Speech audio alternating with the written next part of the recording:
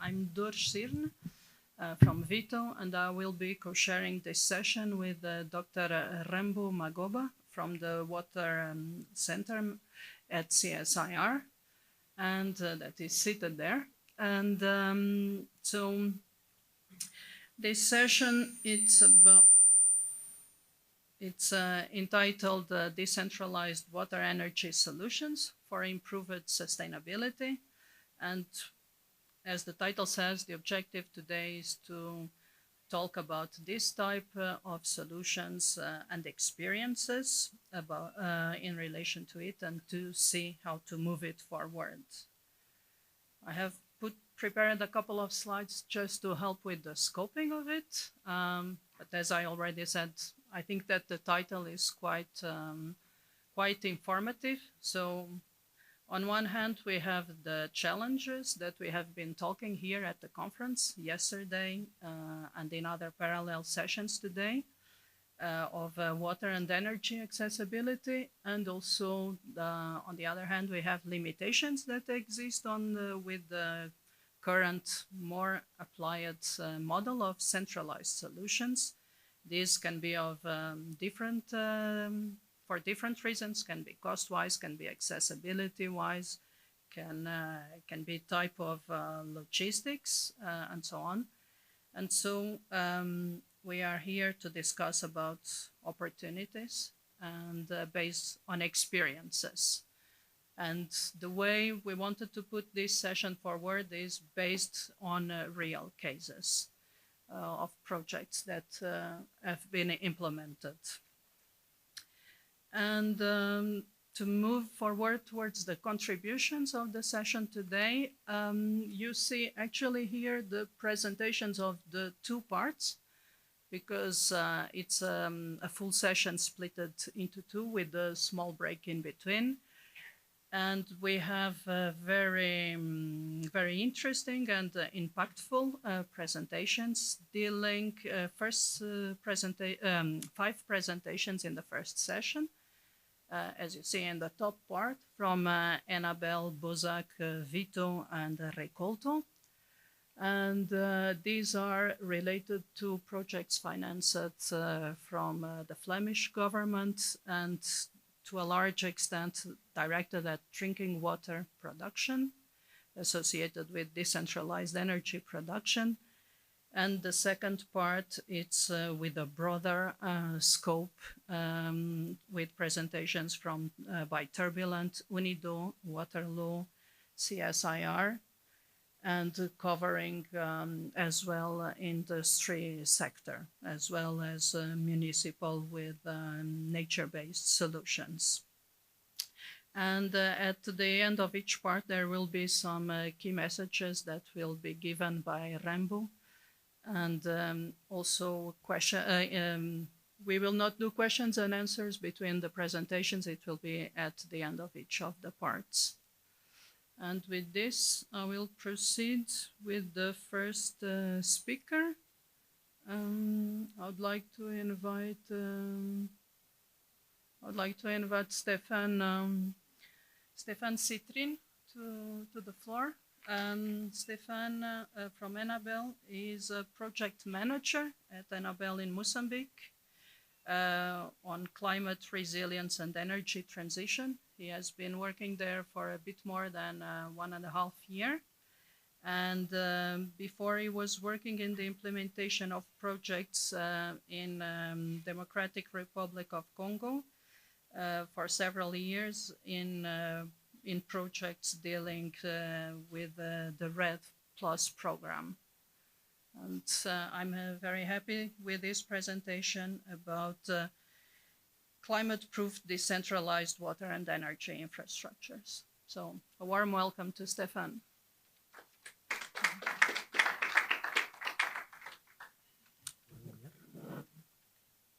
Good morning, everyone. It's a pleasure to be here today. So I will present a little bit the work that Enable, so the Belgian Development Corporation, is doing currently in Mozambique. A little bit based on previous lessons learned and how the program evolved and how we decided to integrate those lessons learned into the new programs we have now. and rethink a little bit the way we work on those topics, especially around decentralized systems. Maybe before I dive in, from experience, Mozambique is not a very well-known country. So just a couple of words on it. Probably the South African compatriots here knows more, but for our Westerners. So Mozambique is on the Indian Ocean side, and what makes it particular is first, it's one of the longest shorelines of Africa. So it's 2,500 kilometers of shorelines. So it's a relatively thin country, but very long and very big, increasing the challenges around decentralized systems. Another key aspect is that Mozambique is not very clear at first sight, especially for people who go through Maputo, but it's among the countries ranked in the 10 worst in terms of Human Development Index, so extreme level of poverty. Extreme level of health issues. It's one of the countries suffering the most from AIDS issues as well, for instance. Another key aspects of it, so the population is roughly 34 million, and what's special is how they dispersed around the country, because 65% of them live in remote areas, and half of them are under 18 years old, so very young population. That's something we can see across many countries in Africa, of course. Another key aspect is how rich Mozambique is in terms of resources. It has a lot of hydropower. For those who know, Cahora Bassa is based there. It has lots of sun. It has lots of natural gas, especially in the north, creating conflicts in the region. It has the shorelines, the power of the wind, so the potential is immense. A lot of freshwater resources as well, some of the biggest in Africa. Two of the biggest rivers end there, the Zambezi and the Limpopo rivers. But despite all of this richness, the accessibility to those resources for population is drastically low. So on energy side, we talk about only 35% of access, less than 10% in the rural areas. For freshwater access, we're talking about 50%, less than 40% in rural areas. Maybe the last point of introduction for Mozambique is the high level of vulnerability to climate disaster. So it ranks among the 10 countries in the world with the highest vulnerability to disasters. And it's not really well known for this. We usually think of the Pacific Islands, of Philippines, and Mozambique is often forgotten, but it's a country then bringing all those aspects together brings a picture of a country that is a kind of a center for Africa on working on all those topics. And that's where decentralized systems comes into play.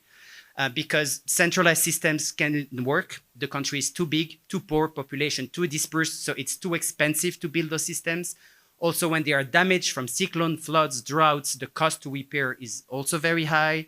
And so to reach those people, those remote areas, especially when demand is low, we need those systems. And the advantage of decentralized as well is that we can work on a scale-up approach. So meaning designing smaller systems first to reach a lower demand and then scale them up progressively, as the difference of a centralized system that requires a big network, big investments up front.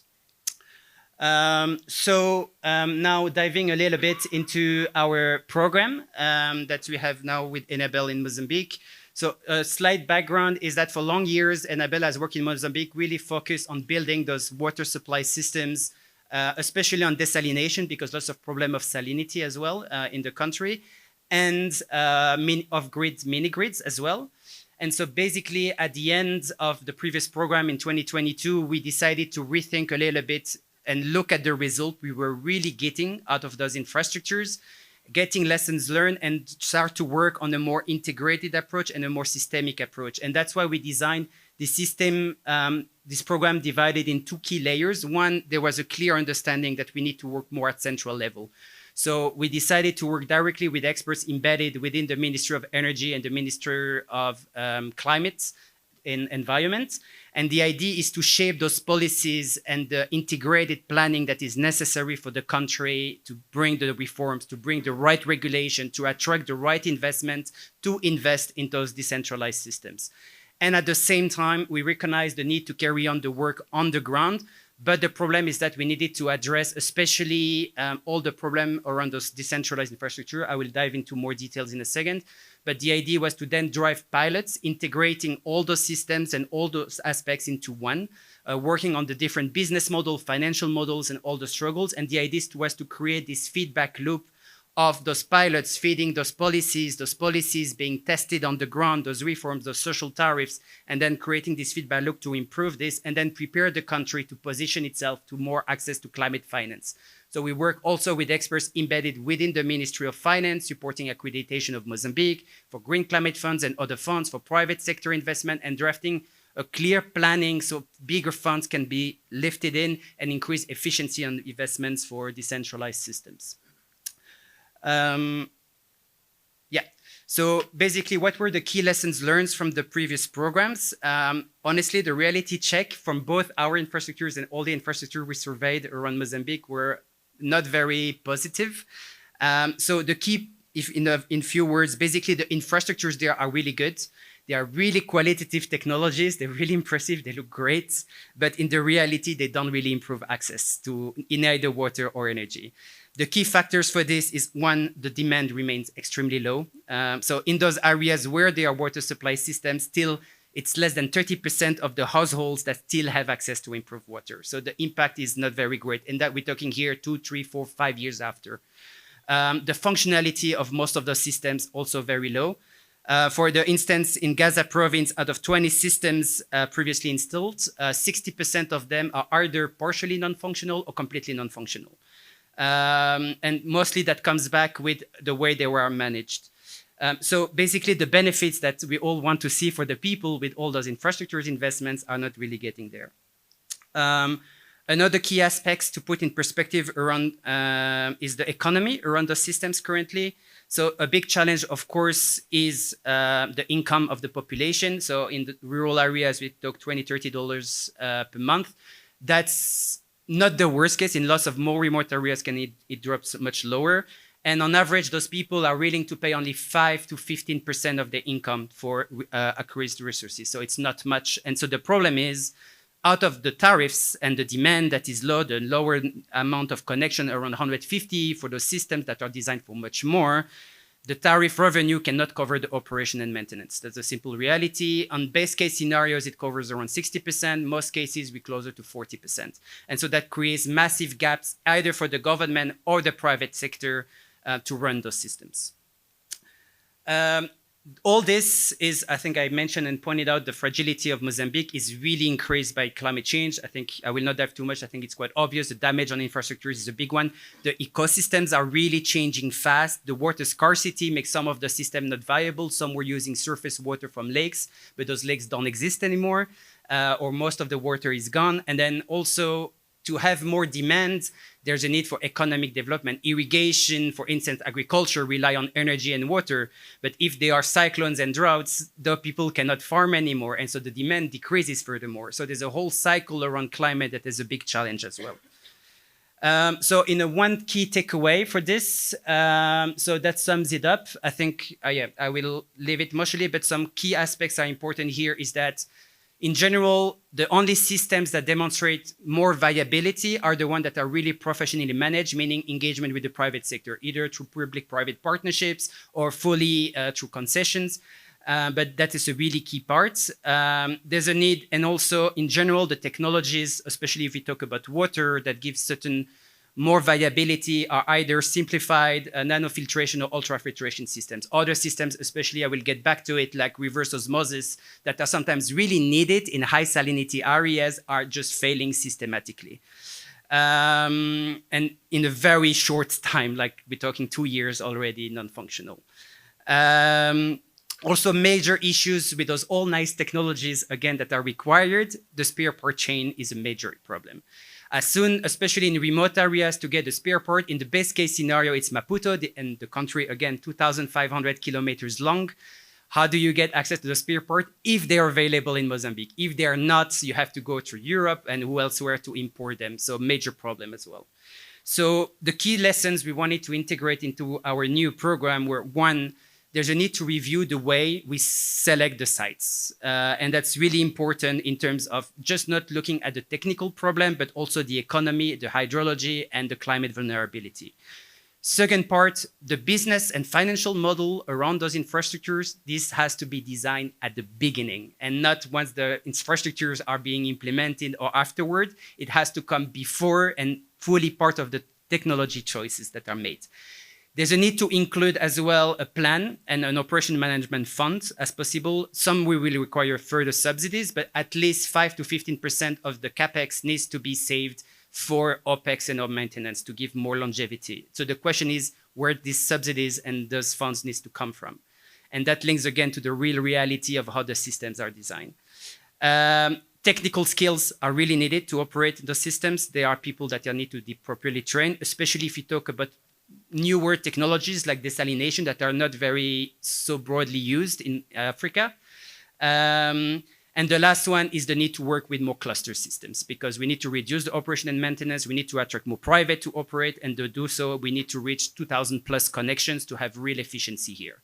And so that's how we decided to drive our integrated systems and how we decided to start working on this in Mozambique around our pilots. So I think I covered most of the key factors here. Maybe the one I can add here is productive use, really core part. There's a need to increase demand. There's a need to increase economy and livelihoods to drive demands, to make the systems more viable and reach an economy of scale as well. Okay, so now talking then at the core central level to reach this efficiency and this level of investment. So with Enabel Mozambique and other partners and donors in the country, we supported the establishment of and the relationship within the Ministry of Energy of the creation of the unit that is specifically dedicated on integrated electrification planning. We're starting to do the same for water. For now, we're mostly focused on energy. The idea around this is to support this unit and to developing integrated energy planning tool, a whole platform that will integrate all the data from the country and to a clear visualization. The idea is out of this to create coordinated investment for the country. So clear guidance, clear regulations needed, integrated models, clear prioritization of pilot sites and clusters to invest first. The idea, again, to leverage access to climate finance. And that is already starting to show some positive results because now we have development banks. We have the Green Climate Fund keen to bring 50, 100 million into Mozambique to drive this process. So that really shows that having a clear picture for the country in terms of prioritization is a really center part to attract more funding. And through those funding, we can then reduce the cost of tendering because, of course, building 50, 60 mini grids is way cheaper than building one here, one there, one out there, right? Another core part within this was the need to coordinate investment, means coordinate development agencies, coordinate donors. And for a long time, and I think it's the case very often, we tend to all work into our own project wherever it's needed. And so we decided, okay, we need to work better and coordinate it. So under the Ministry of Energy, we supported with, again, other agencies, the creation of an electrification country platform that bring all the donors in the country, Belgium, Sweden, European Union, Germany, all around the table to align on how do we drive our investment together, what are the key priorities, how do we align the approach, how we can create a basket of funds to leverage bigger tendering processes, and this to drive more efficiency as well. So this sums it up a little bit. So between the idea is indeed to split up a little bit the cost between all of us through this country platform in terms of all the feasibility studies, all the productive use assessments, and to create bigger infrastructures, so bigger tendering processes that are more transparent as well. Looking into all the concessions, subsidies agreement, result-based financing, mechanisms, guarantees, all those aspects are really key to drive acceleration of access. And then operationalization, of productive use of energy, intrasensitization, and marketing. So 2 words quickly, then on business and financial models. So this sums it up a little bit, all the key parts that we are looking into integrating here. The key point is those models need to be scalable because the idea, again, is to work on a smaller infrastructure that can get, or a cluster that can again be expanded. So the model needs to be adaptable. Maybe one point on this part that I think is really important is the link between context typology and technical design. So as I mentioned, often some areas are extremely remote, and of course there's a technical problem like salinity that requires high investment in technology, but the typology doesn't allow this. If you are in a really remote area, the social and economics will never make it work, except if there are big subsidies available. But if there's a need for this, who brings this money? Will this money be available or not? If the government is not capable of doing so, if the donors are not capable of providing, is it worth investing in this, or are we looking into something else? But I think being honest here is really, really important. The last part that is important around those models beside the clustering is also the multi-utility potential. So that's something we're starting now to implement in the northern region of Mozambique, combining mini grids with the water supply system and telecommunication towers. So that can allow the increase of use of the mini grids, increase demand, and also that can also lower the cost of the water systems as well, because they are powered by the mini grid. So again, 30% reduction in OpEx, but also because water is a bigger priority in terms of access. And so we need more social tariffs, where in electricity, we can link with bigger private investment like telecommunication tower, and then have more digital access to support prepaid system, digital payment system for the infrastructure, making more transparency as well.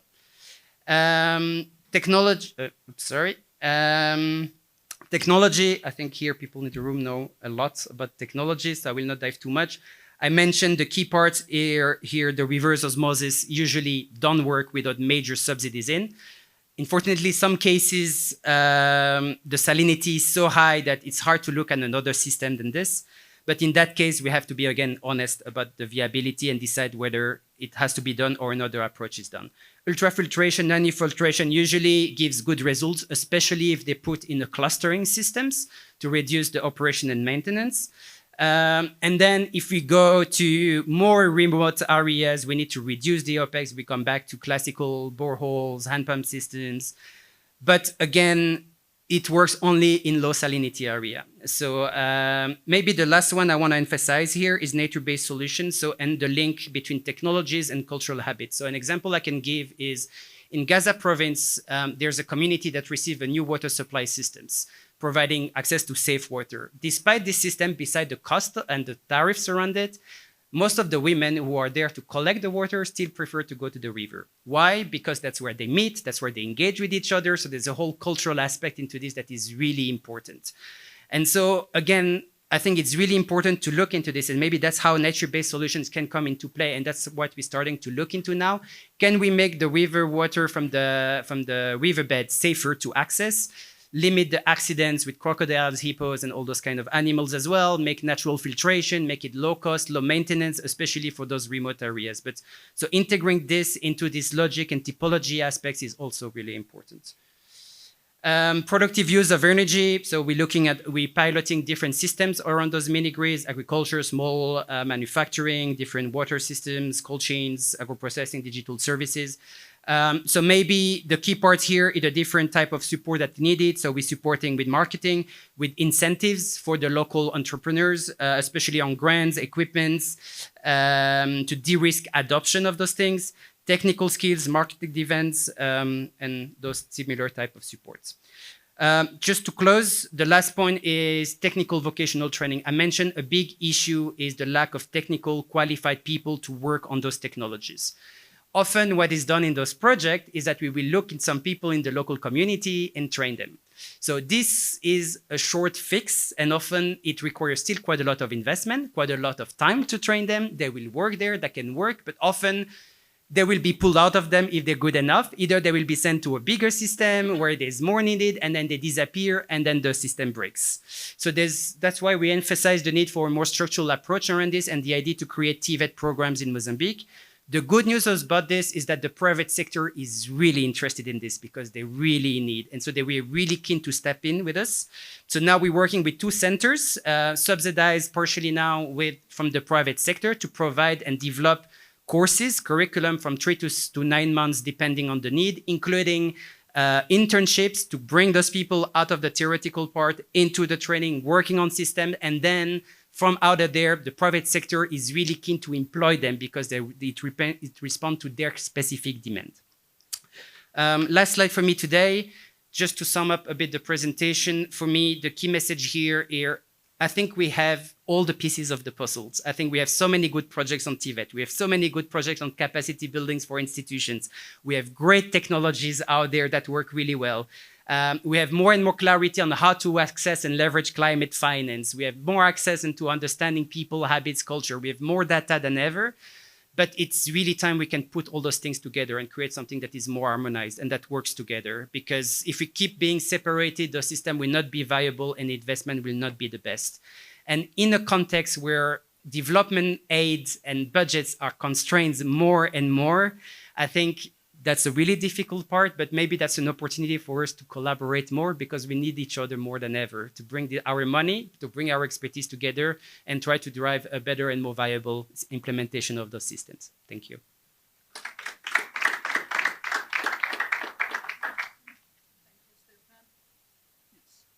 Thank you very much, Stefan, for this very informative presentation on the challenges and opportunities in Mozambique. And I'll pass to the next speaker. The questions will be at the end. So the next speaker is Jacob Bossart from Bozak, sorry.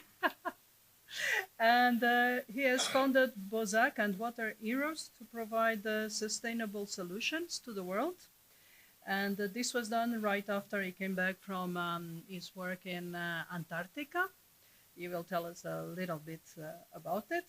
And Bozak works on the development and implementation of innovative solutions to secure process and drinking water supply worldwide. So today he will tell us about projects that he has been working on together with the FICAP, the Flemish International Climate Action Program, on accelerating access to decentralized drinking water supply. Yes, and now. Yes, good morning, everybody. Thank you for the opportunity to talk here about our experience with decentralized drinking water supply. I gotta admit, I didn't make the presentation myself, so it could be that I deviate a little bit from the presentation and talk from my own experience. So I've been introduced. I'm the founder of Bozak. I also lead the company today. Bozak is a company that's active in water, both for industry and for governments. Today, we're going to talk more about our work for governments, and especially the work that we do together with climate funding from the Flemish government. And before I start to go deeper into the projects itself, I want to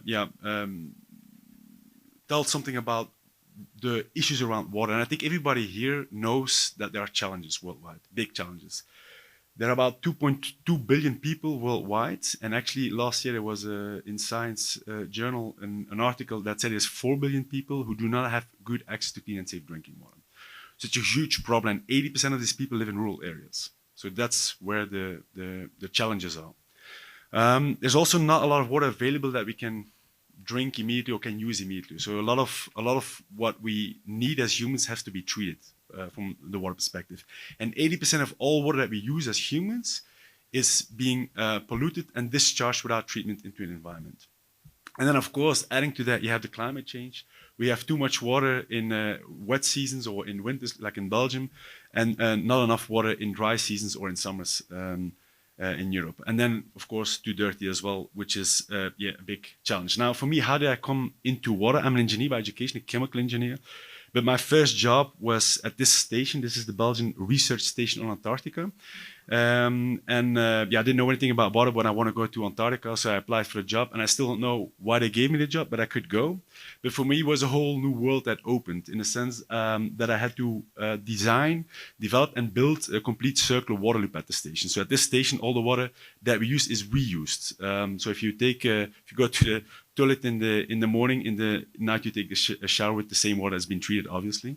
But that was for me really an eye-opener. And then, of course, you start reading about the challenges around water. And for me, if we can do it on Antarctica, because this station is also zero emission, meaning all the energy we need is provided by windmills, about 9 windmills and about 400 solar panels. It's a summer station, so you have 24-hour sun, so you get quite a lot of energy that comes into the station. Anyway, if you can do it there, you can do it basically anywhere. And that's the start of the company. And today we're divided. There are two companies. One is Water Experts, which is a consultancy company. We work together with Enable, for example, in Mozambique, with Water Experts. And what we do there is we provide engineering knowledge, but also strategic knowledge around water issues. It can be for governments on how to supply drinking water to a certain region. It can be for industries, how to make their water circular in their industry, what it costs, economical studies, so all that kind of things we do within Water Experts. And then Bossak Technology itself has two divisions. One is Bossak Industries, the other is Bossak Communities. Bossak Communities is the division that really works with governments. Like 90% of the revenue comes from governments, decentralized drinking water supply. So we directly work with governments to provide decentralized solutions for drinking water. And 10% of the revenue is from mining communities. So we work a lot also for mining communities. A lot of mining is in remote areas, and these communities need to be supplied with drinking water. Today, a lot of these communities are provided by planes with bottled water, which is very unsustainable, very expensive. So it's better to have a system installed on site.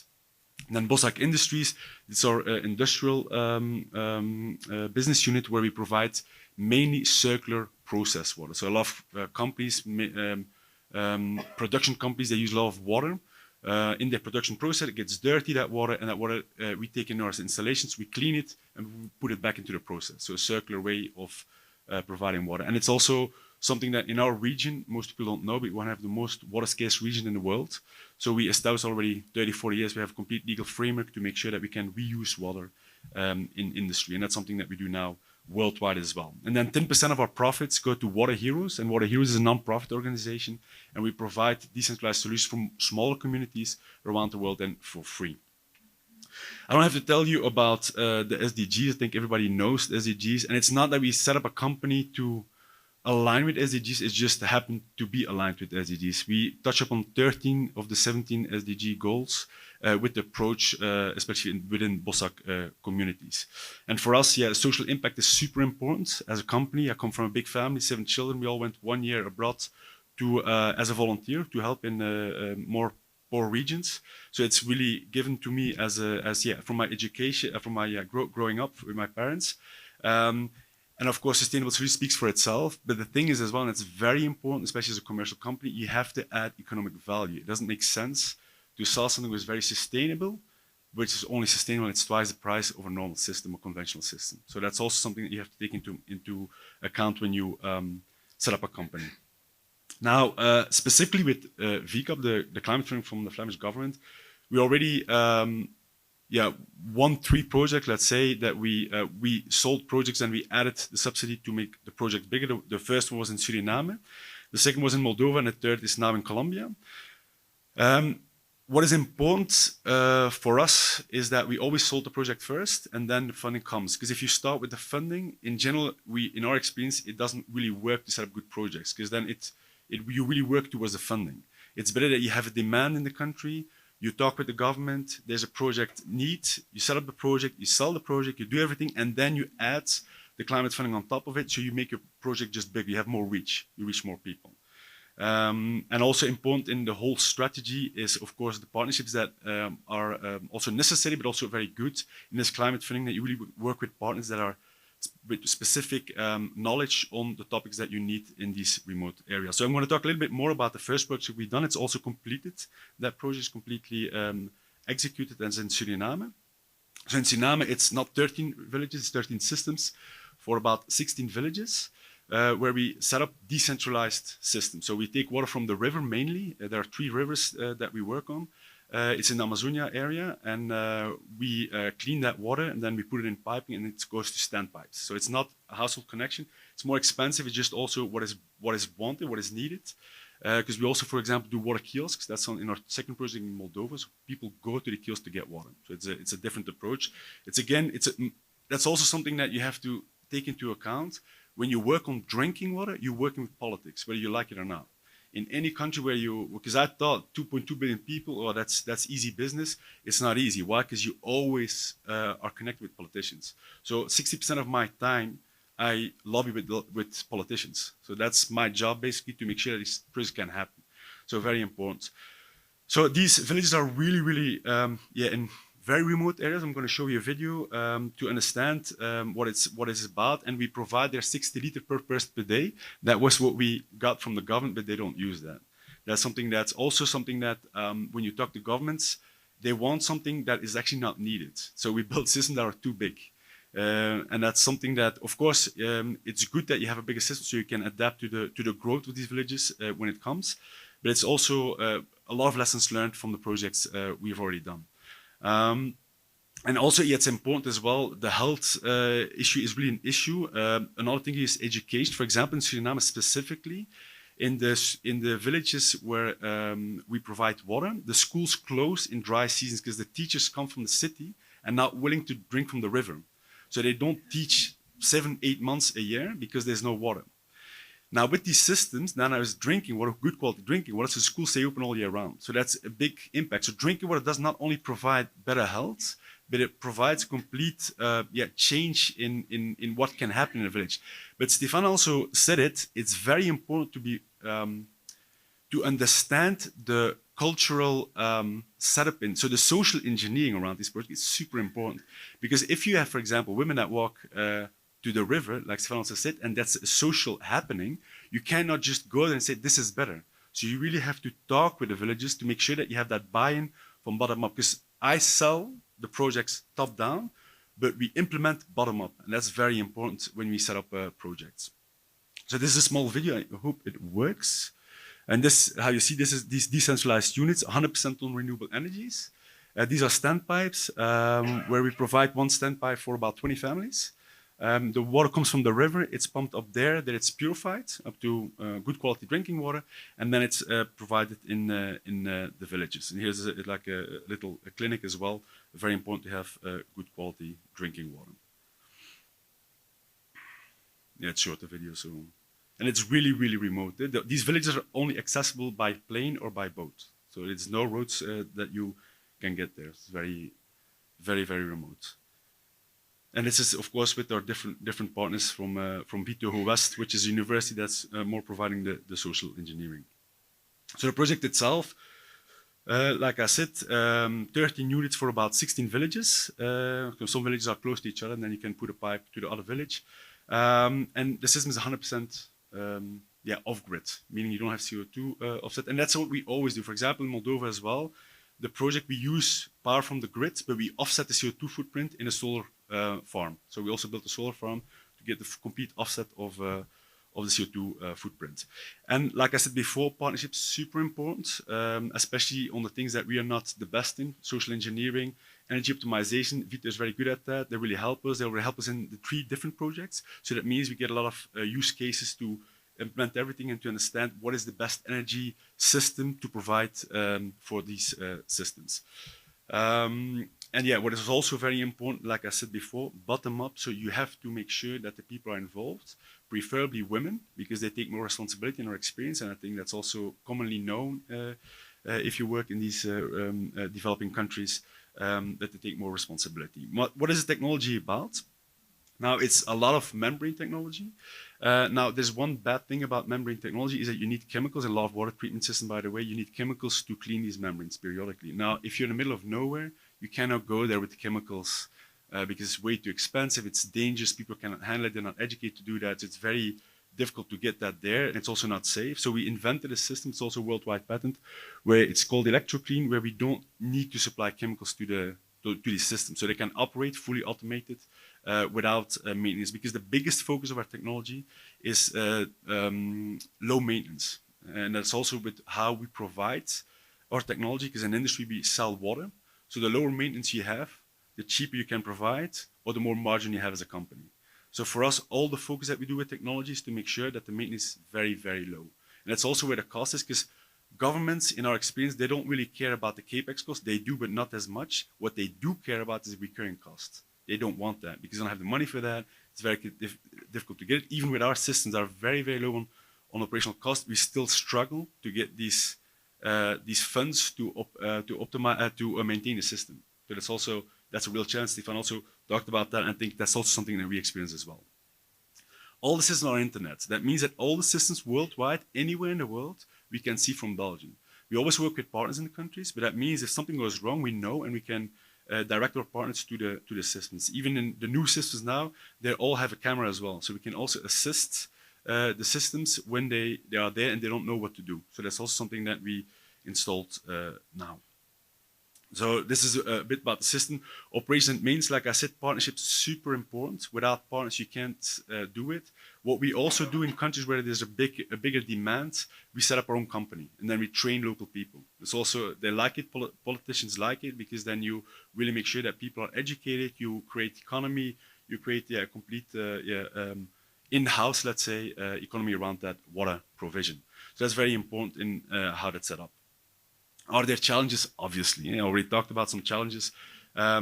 It's very remote, and something that we, for example, in this first project, what we underestimated was the cost of logistics. It's really, really costly to get these systems installed, especially if you don't have roads. You can't go with a truck there, so it's by little boats, not big boats, little boats. And the first ever system, that was not a project with FICAP, there was a project before, we did with containers. It was, if I see the videos from that, I don't know how we did that, because it's so challenging to get, and you can only do it when the river is high, so it's rainy season, so it's raining, and the 3-4 boats that were, was really bad actually, not very safe, but and that's also something that we learned, and now the systems are built in pieces, and then we assemble it on site. Very easy, it's like a Lego system that you just set up on site. So logistics is something to consider. What I also said, dry season, that's something that we still struggle today, because sometimes the rivers go so low that the pumping system cannot get water out of the river. Now that's very rare, but still it happens. So because the pump is always installed about 1 meter and 1.5 meters above the floor level, because otherwise you get debris in your pump, which is not good for the system, obviously.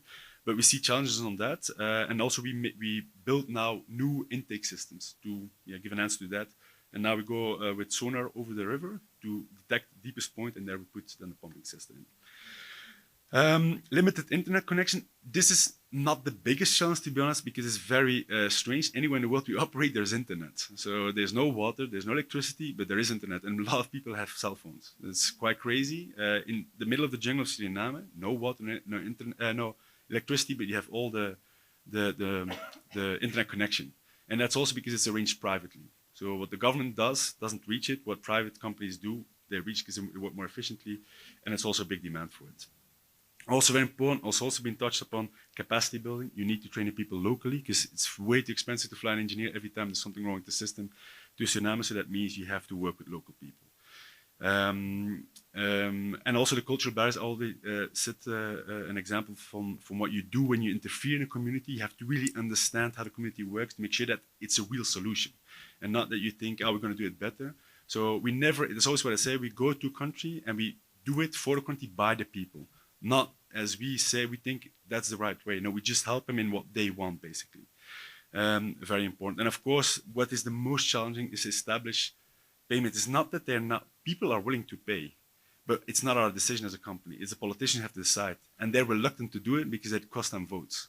I always say, and it's very politically incorrect, but what we sell to governments is not water, we sell elections. And if you think about that, then it's very difficult to get something like that, because in our contracts, for example, in Suriname, we are still owner of the system. Because in the contract it says, if you do not ask money for the water, we remain owner of the system. Because we want to incentivize governments that people pay. Water has a value. If you give it for free, it's seen as not valuable. And that's very important. It doesn't mean they have to pay for the full cost of it, but they have to pay. That's the vision that we have as a company. You cannot give it for free. I think that's a very bad idea, because people don't take care. That's something that we really incentivize. But again, it's a political decision. So as a company, you're not really powerful in setting that up. This project itself, it reaches about 10,000 people, which is quite a lot in this decentralized environment. In Moldova, we reach 100,000 people, so it's a lot bigger, but that's because the villages are bigger and it's more easy accessible. And it's also a different setup. Here it's standpipes, in Moldova it's with kiosk systems.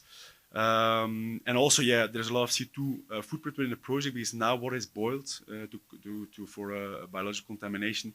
They use LPG, they use diesel generators, but also the fuel has to come from the coast areas. Very expensive to get it there. They have to burn it, so there's quite a lot of CO2 footprint. That's most of the things that are here already said. So the impact is real, and that's something that also gives me very good feeling doing what we do with the company, because you see change in the communities where we operate, and that's the best thing that you can have as an entrepreneur, I think we make money. We are a commercial company. There's never a hiding about that. We need to make money to grow, obviously. But it's very nice if you know that you help communities in their way of living and life standards. Yeah, this is a slide. We won some prizes. I think the UNIDO prize for our project in Suriname was the most important. It's good for the ego, doesn't sell you anything, but it's nice also for the people that work at Bossak to understand that we do something good and which is appreciated, basically. This is our global reach. Now we're also starting in Indonesia, so Asia we haven't done before. You see Africa, Latin America, Colombia is now also coming. So this is a bit our global reach, and of course a lot of ambition. We just in Moldova, the project is a 15 million euro project, so it's quite a big project. It's also a growth accelerator for us, and it will help us to implement these installations worldwide. So thank you. That was my presentation. If you have questions, is it now questions or afterwards? Okay, great. Thank you. Thank you, Jacob, for sharing the experience with the project in Suriname. And we will continue a bit in that line now with Gritos Mulder that will present design considerations on the energy subsystem of solar-powered drinking water production installations. And Gritos is a researcher at the Water and Energy Transition Unit at Vito. And he is based at Energyville, the energy research collaboration in Flanders. And he has a big experience in batteries in electricity grid and industrial applications, testing, modeling, and system integration. And he is also teacher in vocational training at Sintra PXL in Flanders. Welcome, Gritos. Yeah, this is what I said. We are going to look really in the energy system of the water purification. So I work at Vito, like said, on microgrid projects, on the electrical energy storage. I do projects with the industry, how to dimension batteries and how to and also of course to test them to be sure that they work like you think. And that's not often the case with batteries. Often the communication doesn't go well. You problems, some communication issues that we have to go back to the manufacturer of the battery to get the right instructions for the communication. Sometimes the capacity is not according, almost always the capacity is not according to the data sheet. So, and that you have to take care of if you do the system integration. Certainly if your system is going to remote places where it's difficult to access them. So, so the background projects for this talk is the project for Suriname, and I'm also active in a microgrid project for Morocco, where we do testing, especially setting discussions about how to set up microgrids and do hardware in the loop test with Mazen. So the background of the Suriname project has been given largely, so that I'm not repeating. You have seen it goes over the waterways. So Bossak worked out for the water installations four amounts of water output, so 6 to 24 cubic meter per day. There's always an electrical base load because you have equipment like the PLC inside that has to work. So that gives a base load that you have to fulfill. Since it's a base load, it's mainly in the night. It's also in the night, so that's the load that you have to cover with batteries. So during the day we can use solar energy, but the batteries have to give the base load.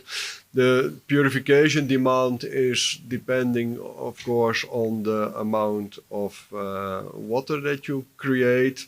But then there is a buffer, and that buffer you have to express in energy to do the dimensioning. So that I will go into more detail. So, and here it's what's further, it's completely off-grid. So you're completely depending on the solar energy. And it also means when you do the dimensioning, you have to accept your own level, how much out of use you accept. So like we have given here that we allow 2% of the year that there is no drinking water available. Because if you say there has always to be, you have to dimension your PV panels in a way, and that is related directly to the amount of non-availability you agree on. So, but here we have done 2%. If that's in the night, then there is no problem, and then because there is not a lot of drinking water need in the night. But you can also reduce it to 1% or 0.5%, and I will show a bit what are then the consequences of making that harsher. We also looked at the generator, because if you put a generator in it, it's much more expensive at the end than working with renewable energy, and that we can see how much better renewable energy is. So you get then the financial values out of it. So for the battery, we have a list of what are the requirements. So, and the first requirement is that it's as less harmful for the environment as possible, because we are not sure that the collecting is done correctly, that it's stored in a way correctly before being collected back to Paramaribo. So it has to be environmental friendly. Of course, it has to be robust, because you don't want to go back to the battery. That takes 2 days to come there. If it's far in the inland, then repair and go back. So that would be a complete week for a technician. So we have to avoid that. And it also has to be safe transport, because almost all battery types fall under dangerous goods. And that means that you need trained drivers to bring your battery to a place. So you need ADR if it's over the road, and also for water you have similar rules. So, and that's the advantage, yeah. So that are the exigencies, and from that we have chosen the high, with Bosak, the high temperature battery. So it's a battery that works at 250 degrees. It's a sodium nickel chloride battery. It exists already longer than the lithium-ion battery. The first full electric vehicles were made with these batteries, and they are environmental friendly because there are no special materials in it. And if they are not used, they solidify. So if they are used, they are liquid inside. But if you are not using them, they are a solid block, and they don't give any voltage outside. So it's completely, so you have no rules. It's not a dangerous good to transport. So that makes it easy.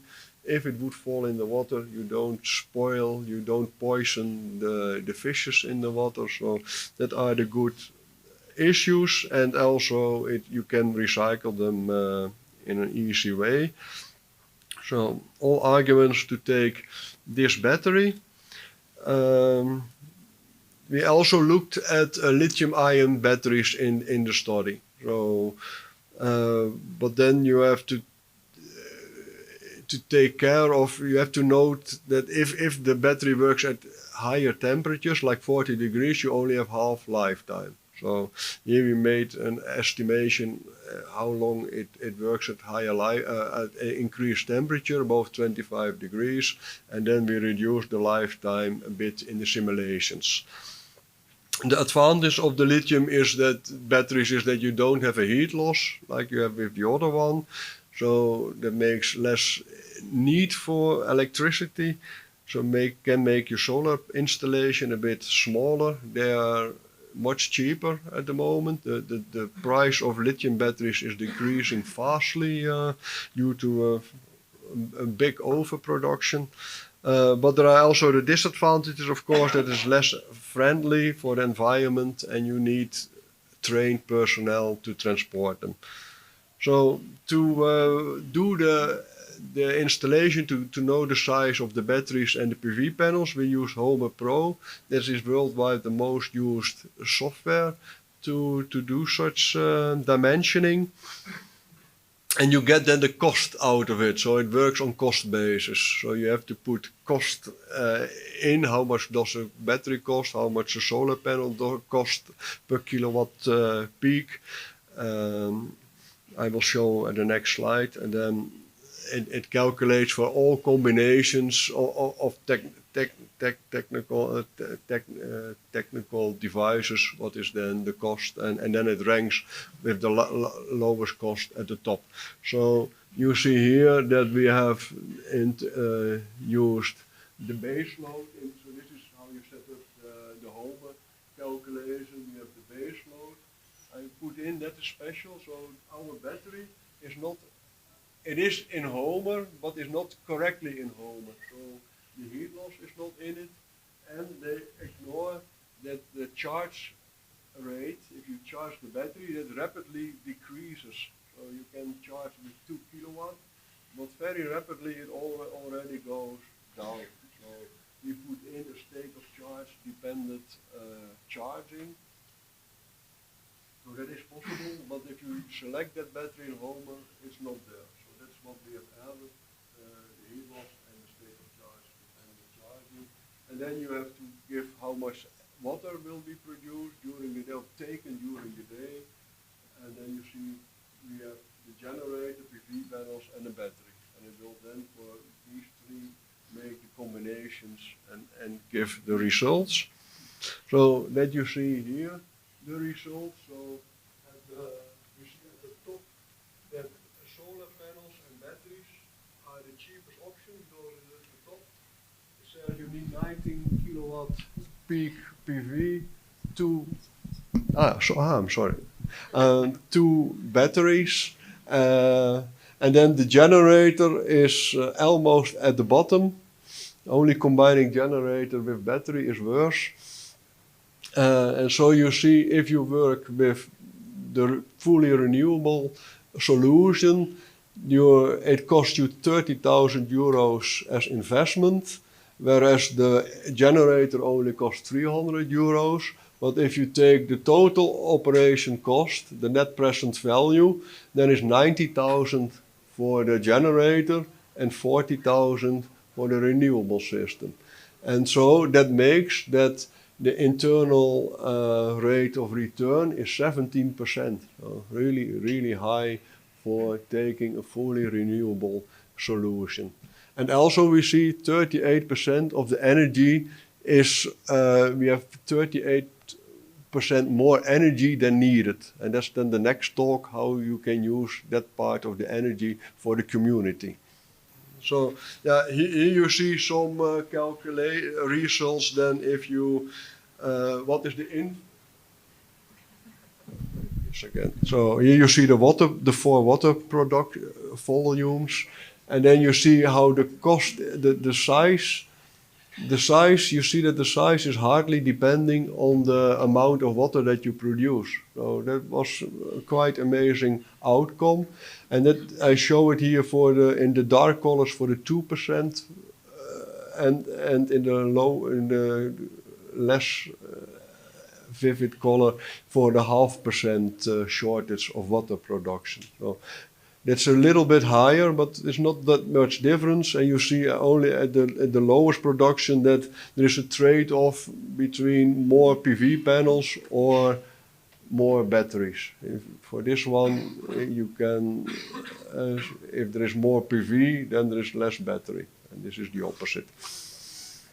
And you see then also with the cost, if this is only a small amount of increase, you see also with the cost a small amount in increase. And that makes that the water will cost around, the energy of the water cost here 20 cents for the smallest installation, and the electricity to make the water. So that's not the price of the water. And for the largest one is 15 cents over the lifetime of the project.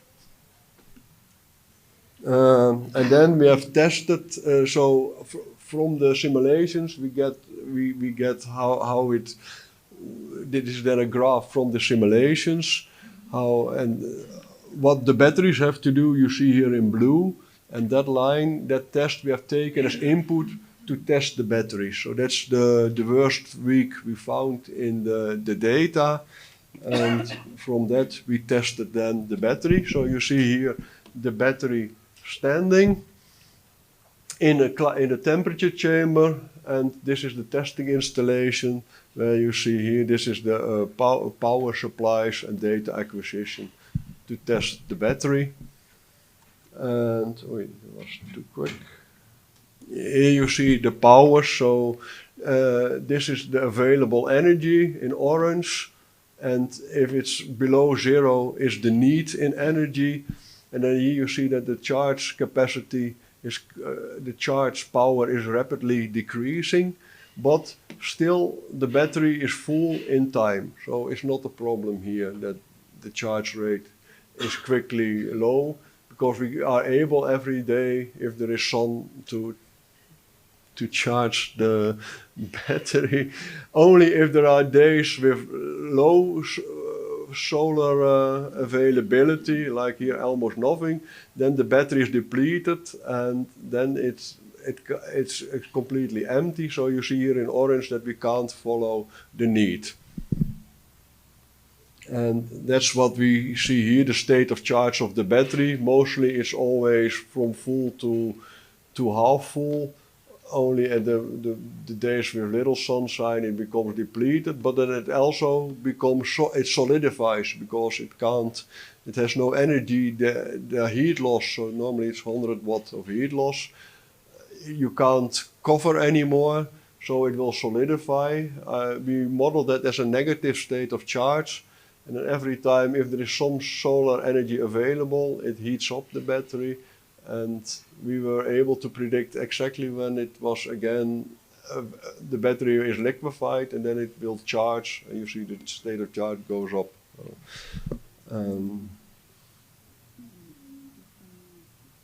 That's it, yeah. And so in that way we have tested the battery, we have tested the communication, and we are now sure, and it works now in practice, so it works good. And then we also worked on the optimal control. And with the optimal control, because you have to look, there are several buffers inside the system.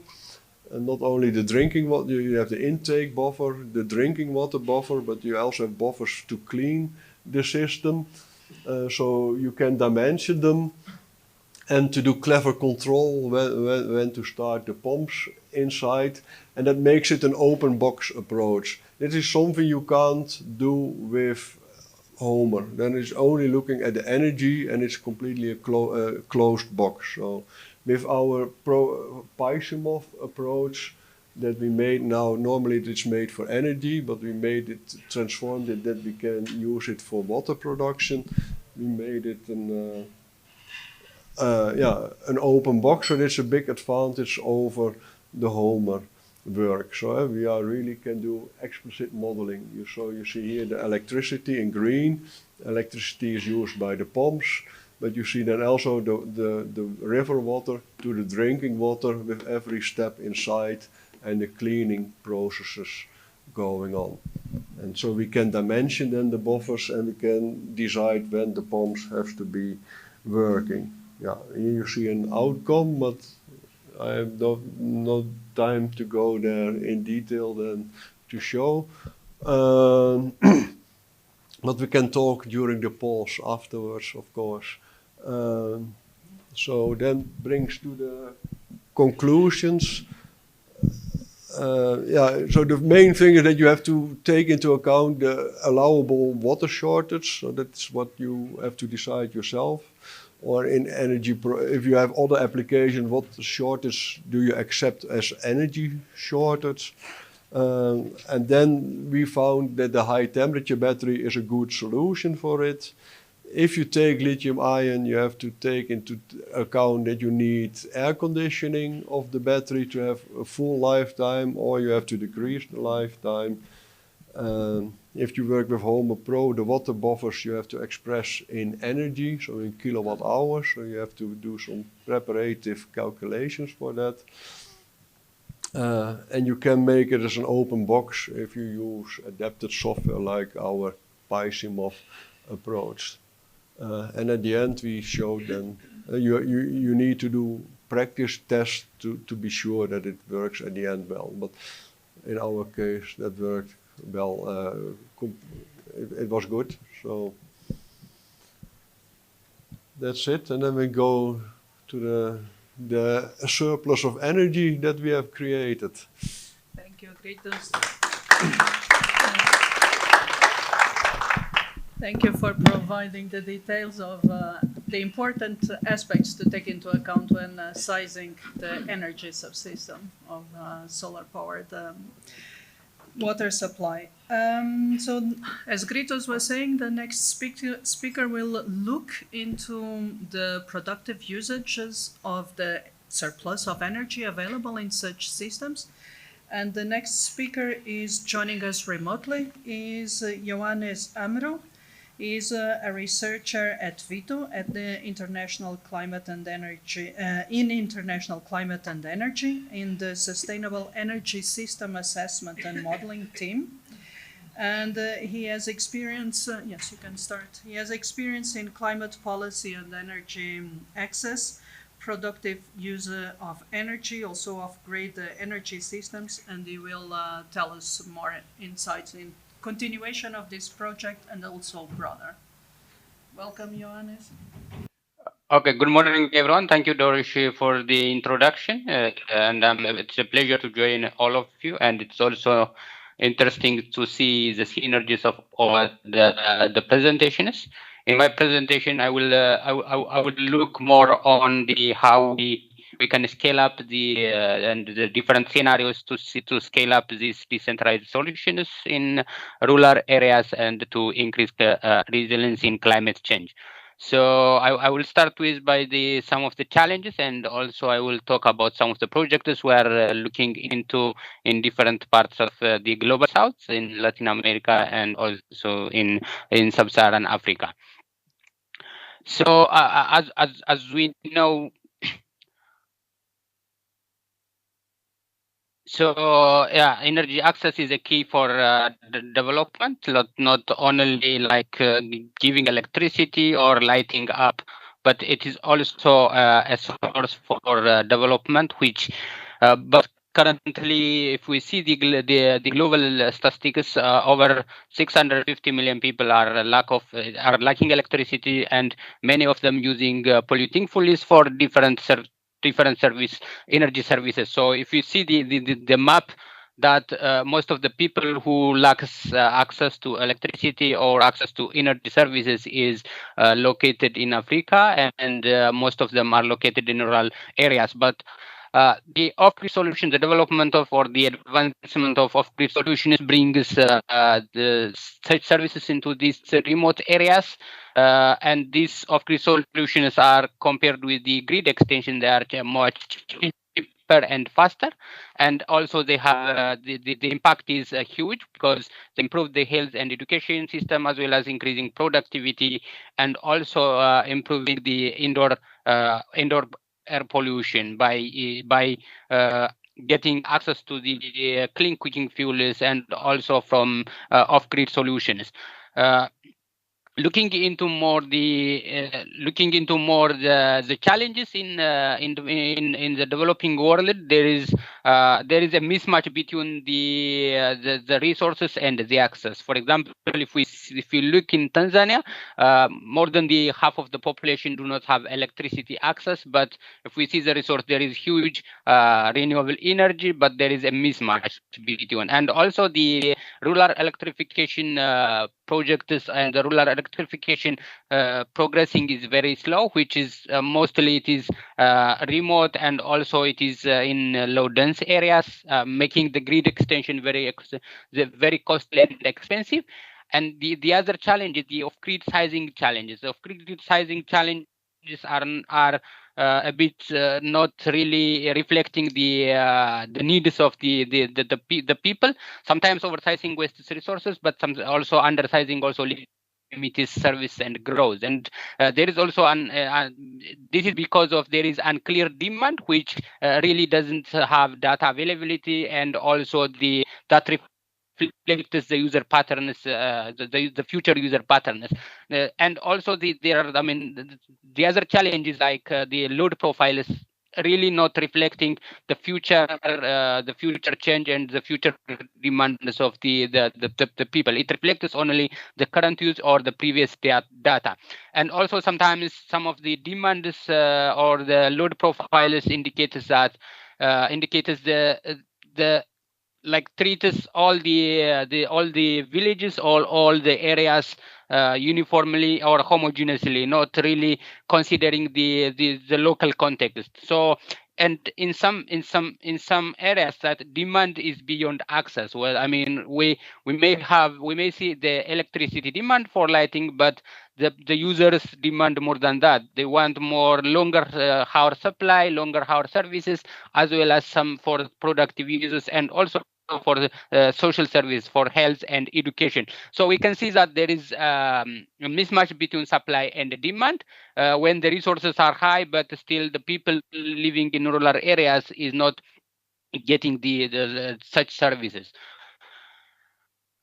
So the demand is more, like as I said, the demand is more than the access. So the demand is for economic development, for getting more services, getting for more social services. So that is driving income, creating jobs also, and also increasing productivity, and like putting inclusive development, and that impact ranges from economy to climate, and it touches as a energy access, and also the access to energy is a key for socio-economic development. So, for example, if we see in one of in one of our projects in Suriname, a woman runs grocery and sewing, baking, and milling business. But some of the activities, for example, the cassava milling is supported by polluting fuels, diesel fuels. But it needs some kind of more cleaner and sustainable energy systems. So by this, I will go to the project, which is already presented by Jacob from Suriname.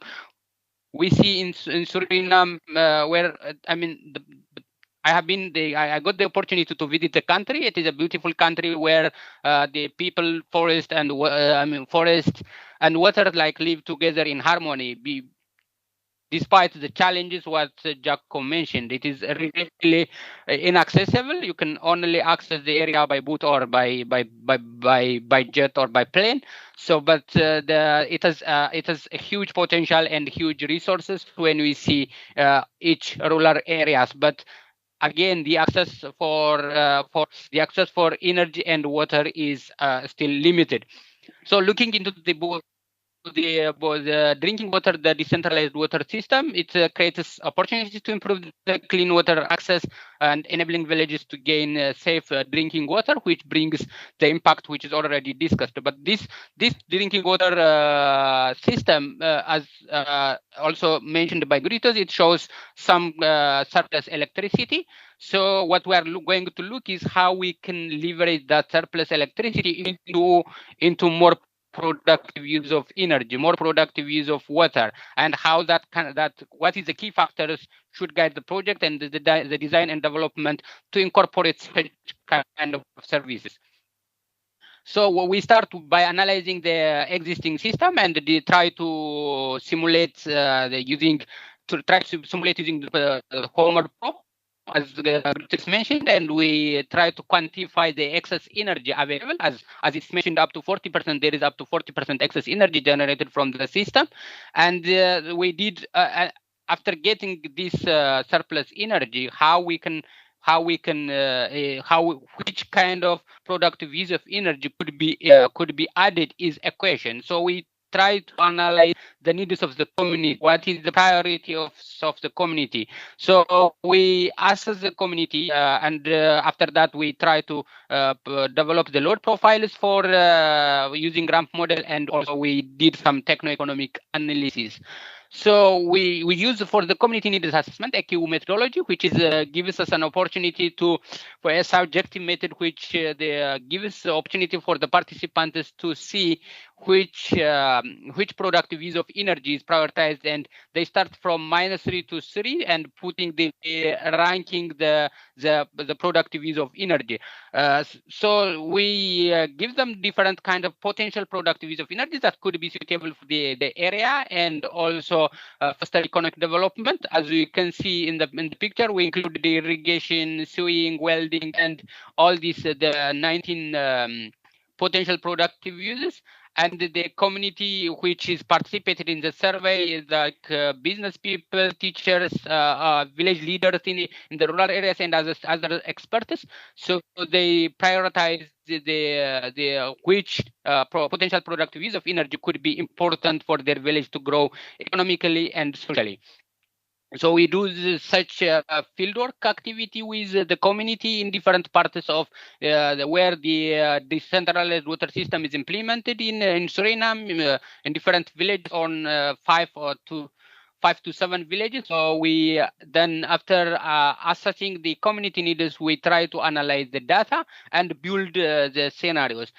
So when we build the scenarios, what will be the option? The first option our standing point is utilizing the available surplus energy, and the other one is considering future energy expansion or future plans of the expansion or expansion of the different kinds of infrastructure. So under the surplus energy, and in both scenarios, we also propose the two case studies, two cases. That is, one is adjusted, that is limiting the users when to operate the productive use of energy, and also giving the freedom to operate them during the day. So under the scenario one, we from the analysis, we have that sewing, milling, irrigation, and wood cutting got a high priority. And also taking this into account in the scenario 2, and we add also ice making, where the area is very in some of the year the area is very hot, and maybe ice making has high demand, and also there is high production of fishing. So this ice could be used also for the fish freezing and to preserve food. So after selecting such productive use of energy, we also try to model the energy demand, because we don't know the behaviors of the users, what time they want to operate, what time they want to use the productive use. So we use a ramp, is a model which is used to forecast demand in rural areas, which is built by Vito and other partners. So it's a kind of model which really uses limited data, and also it's capable of accounting unpredictable user behaviors in the future. But we give different kinds of windows, which could be the productive uses could be operated. So based on that, we generate the load profiles for the scenario 1 and scenario 2. Again, for both scenarios, we use also the different cases that is adjusted and distributed. So we can see here the distribution of the load during a day. It compares with the excess energy we have. So as you can see, for scenario 2, we can see the blue and the red, the blue and the red demand profiles. We can see that it runs over 24 hours, because we have ice making, which is supposed to operate 24 hours. So we can see that there is a need which is beyond the excess energy. So it could require additional infrastructure, maybe additional storage. But during the day, especially around midday, from 11 to 2 p.m., we have high excess energy, which can be still used for the proposed productive uses. And these productive uses, we believe that they will bring economic development and create some income for the local people. So After generating, we see also the techno-economic analysis. We compare with the water production system, as Gritas mentioned. We compare with the base case, which is we have in the base case about 19 kilowatt-hour the system, which is in line with the BOSAC system already installed. And we see that for both cases, what could be the based on the considerations, if the system requires additional system sizing, or if it could be used as it is. So we can see for scenario one that additional system requirement is not really much. So we recommend that to be more to limit the operating hours, and also limit the operating hours. Also, adjusting the energy management system could give us the existing system, which is already installed, can supply the energy demands without any additional investment.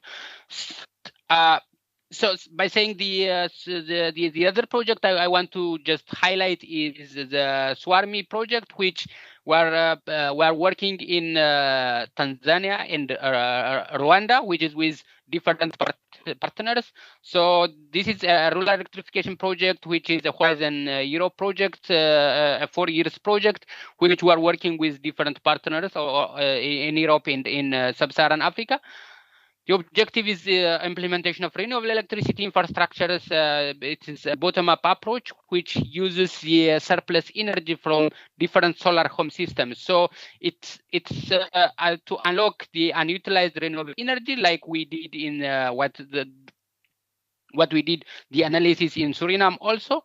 This is the unlock the unutilized or the surplus energy to build up resilience of local communities and creating some businesses, and also incorporating different productive uses. It basically focuses on electricity access, but also it includes water access, clean cooking, and also transportation needs in the project location. So it will have 4 pilot sites, 5 pilot sites, 4 in Rwanda and 1 in Tanzania. For example, if we consider in Tanzania, the system will integrate the water purification as well as e-mobility, like boot charging or scooters charging stations.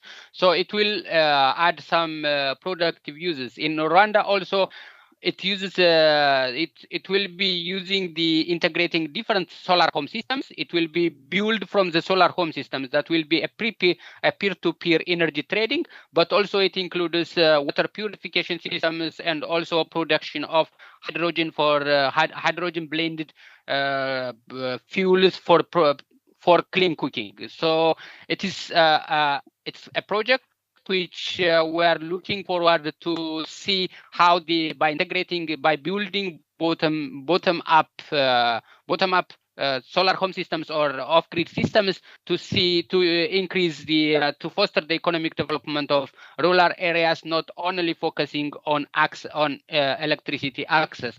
So if we see the problems in different parts of the developing countries, you may have off-grid system, but the maintenance is not really well, or it is not really managed. So there are like interconnected systems, but we need to bring these systems integrated and also connect each other, so that we can have a system that serves more, that is sustainable, that is long term. So in this project, the aim is like to better understand how electricity is used, and also support the design of this decentralized grids through targeted load profiling. So what we do is like characterize the user segments, how are the users are differentiated, and develop a representative load profile using ramps, that what I showed you in the previous project. Also integrating these profile systems, this profiling with system design, with the Swarmi infrastructure that is building from home to home. So it considers the existing solar home systems, and then integrating from home to home, and also using the surplus energy generated from the user. So the user will come prosumer. They will have their own solar home system, and also they will supply for their neighbors, and also it will supply other productive uses.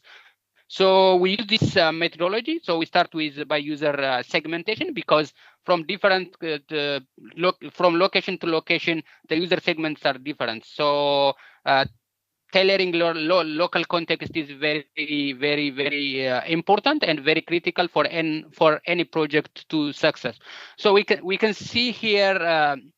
So the solar home systems have, like as I said, there is a surplus energy. So and during the night and during the early mornings there is capacity shortage. So shifting that surplus to use in shortest times, as well as sharing this surplus energy for people who really do not have also the solar home systems, and also using this surplus energy to support other economic activities at local scale. That is, so the producer will come as a consumer as well as a distributor. So there will have each home will act as generating their own electricity, distributing their own electricity, and also they will gain from the selling of the electricity from their excess energy. There will be an opportunity to get some income also. So when it comes to see the TAMARI, scaling up of off-grid services is more complex than it seems, because the projects depend on not only technology, but also how much data we are, how understanding the community priorities and needs and the user segments, and also what is the government strategy and policies. If they have projects which is going to be implemented, are we going to really putting these off-grid solutions without considering the coming infrastructure? So there need to be scaling up should consider different aspects. And community needs and local context is also critical, because the conventional one is like treating all the rural villages or rural communities consumes or have similar profile of energy demand, but that is not the case. And also in terms of resources, in some of the areas we may have high solar penetration, in some of areas we may have high wind penetration. So we need to consider all the besides the needs, we need to also consider the resources we have. So we can see the Suriname off-grid as a best example. It is it's also considering the local demand of no clean water, but also it will give us an opportunity to add some productive uses. So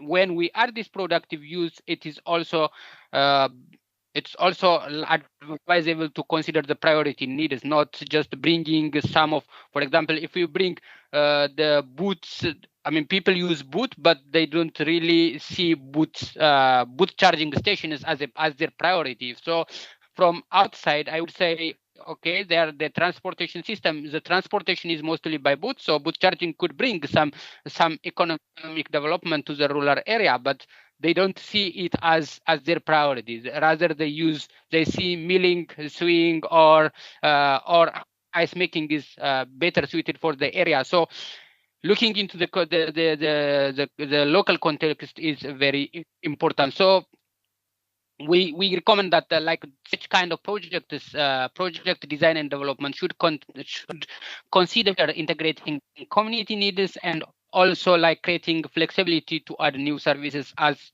needs evolve in the future. So I would say that off-grid solutions will only succeed and sustainable if they go beyond basic services, if they really integrate local needs, socio-economic aspirations of the areas, and also context of the communities they serve. By this, I end my presentation. Thank you.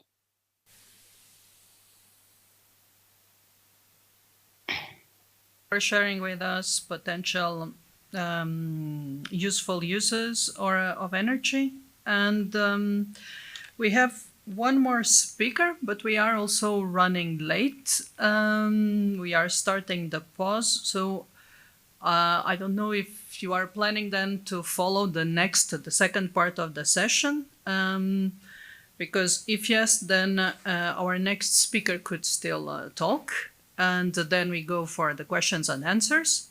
If not, then I would ask Shukuru if he would accept to do the presentation in the second part and go now into question and answer. So it's a bit,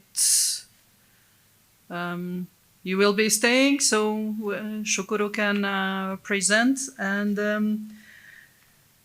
Shukuru is a program coordinator at Recolto in Tanzania.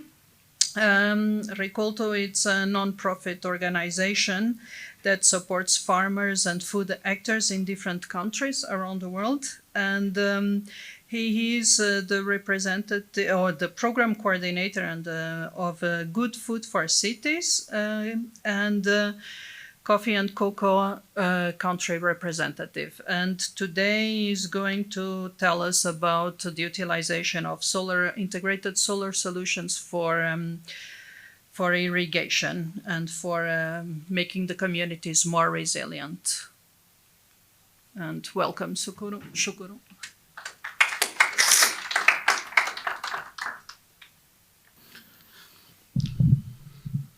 Yes, good morning again. Yes, as I've been introduced, so my name is Shukuru, Shukuru Treve. So I'm working for Recolto, East Africa, but I'm based in Tanzania, and I'm coordinating one of the FICAP project which is implemented in Tanzania and is focusing on the water and integrated solutions in southern and northern Tanzania.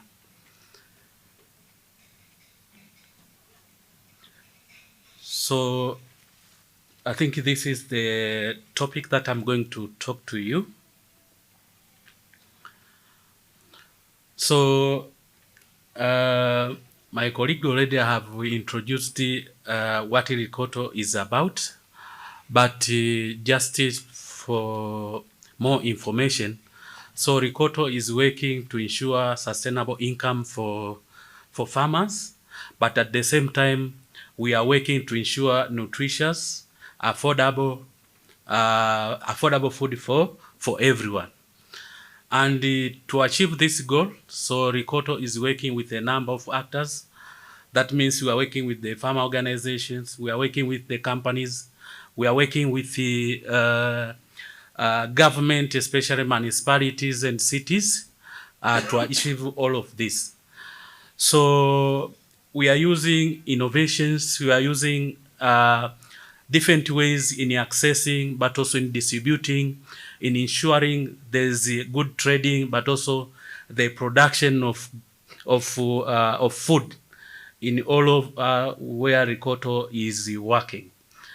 So we have a motto of which we say we don't want to leave anyone behind, which is very, very, very important. So these are some of the track record by the end of 2024. So like we've been managed to work with 153,000 smallholder farmers. At the same time, we are working in 37 municipalities and cities where we are embracing the healthy diet accessible to majority of the consumers. But also we managed to ensure there is policies, regulations, which are very good, which are shaping the food system in all of these cities and municipalities. So almost more than 100 policies have been enacted or adopted by these cities. So over 1,000 actors have started now integrating the food system aspect in their strategies in all of the 37 cities that Recolto have been working on. So before I go directly to the project which I'm going to talk about, it's better I give background why we decided to start this project.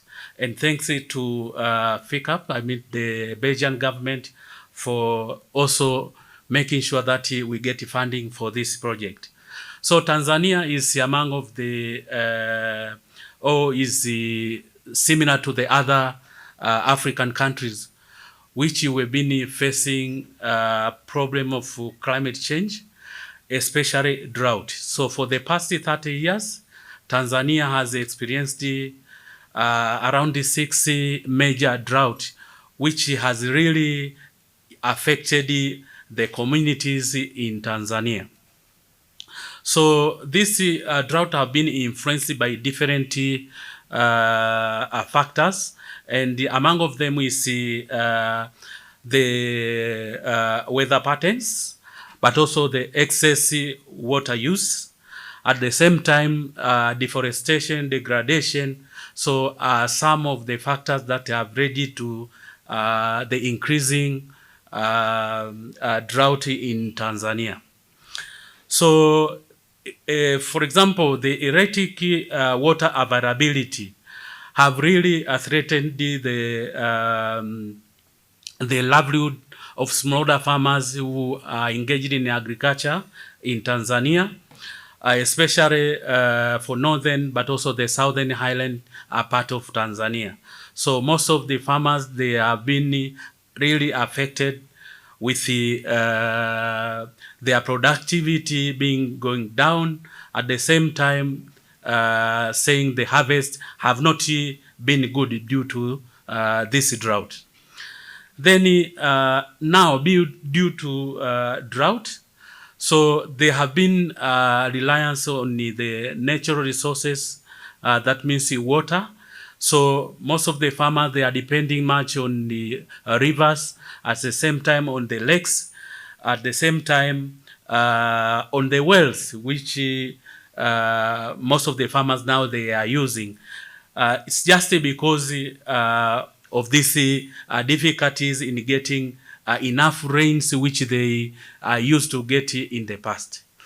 So we have also the traditional kind of irrigation systems, of which have not been very good, and they are very costful, and they are inefficient, and they are very vulnerable to climate shocks, so which is really continue affecting the smallholder farmers who are engaged in different agriculture activities.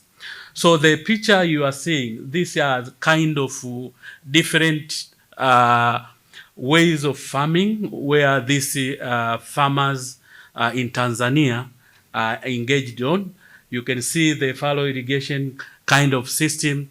You see how the livestock, they want also to get water. At the same time, there are some farmers who are just close from there, who are also doing some sort of farming, which is really threatening the production system in Tanzania.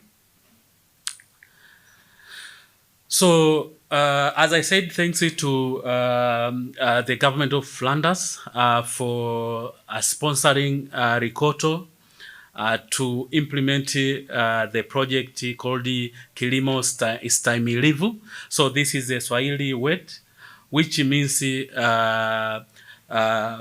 community resilience. So agriculture for community resilience. So in a very short way, but the title is what I just shared in the past. So in short, it's agriculture for community resilience. So this is a project which is a 3 years project, started in 2023, and will be implemented up to 2026. And now we are almost close to the end of the project. And there are some lessons of which already have been drawn. That's why we decided that it's better we share some insights, we share some lessons which have been due to the implementation of this project. So the project's objective, there are around 3. One is to demonstrate how the integrated solar-powered irrigation systems can reduce the vulnerability of the farmers who are engaged in agriculture production.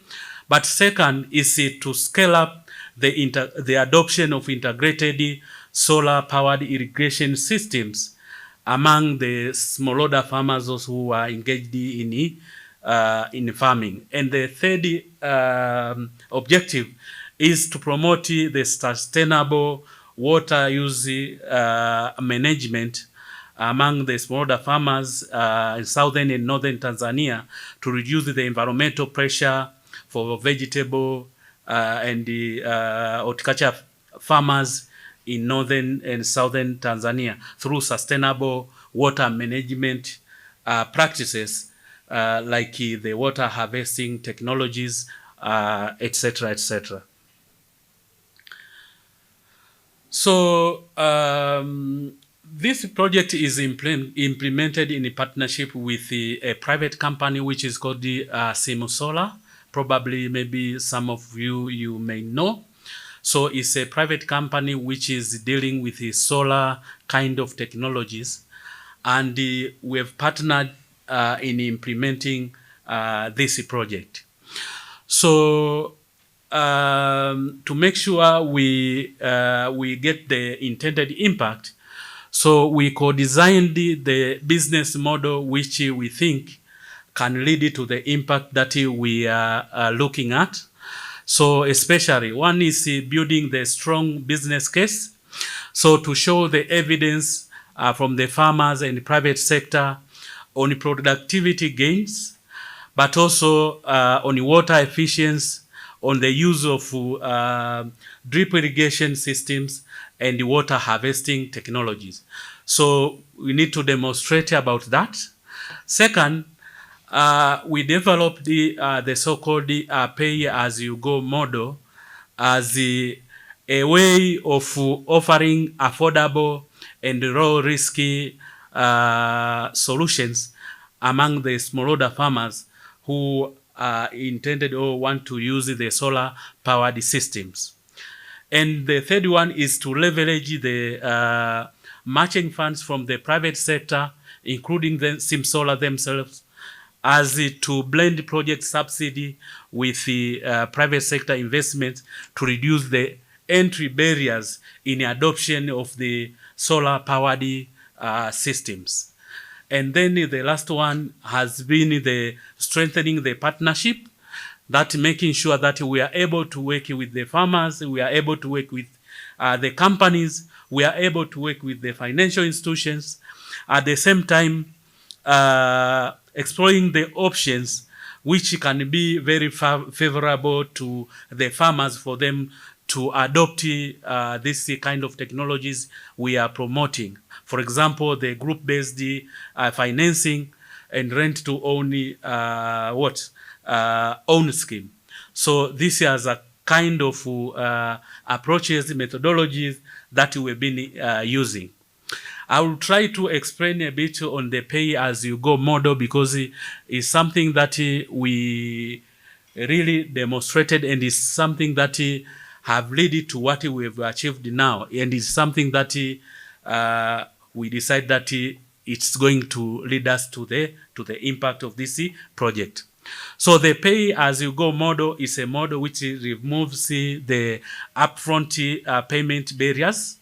So among the farmers who are adopting this irrigation technologies, so where farmers, they pay in flexible terms, like in installments. So in this model, the ownership is achieved very gradually, where without financial stress. So the farmers, they are able to pay in installment.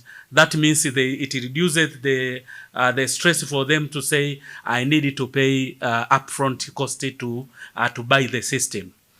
Then also sustainability is drawn on this as supported through local service provision, long-term financing options for those who are buying these systems. So for the pay-as-you-go model, so our partner with SimSolar, they started with the visit to the farmers to assess the needs, assess the land, the land size. At the same time, what will be the costs. Then the farmers is asked to pay the upfront cost, which is 20% of the total cost of the system. Then from there, the project, after the approval of SimSolar, that the farmers already have paid the 20% upfront cost. So the project subsidize the system with the 35 to 50% cost. So this is the money which is coming from FICAP, and we are investing in subsidizing these solar-powered systems to the smallholder farmers. Then the remaining cost is the own equity from the farmers. At the same time is the financing from the financial institutions or microfinance where the farmers can get, or any loan which they can get from their cooperative for them to get the system. Then there is another support which is provided by SimSolar, which is like embedded service within the system, where they provide training and after sales service and the maintenance of the system once the farmer have completed by the system.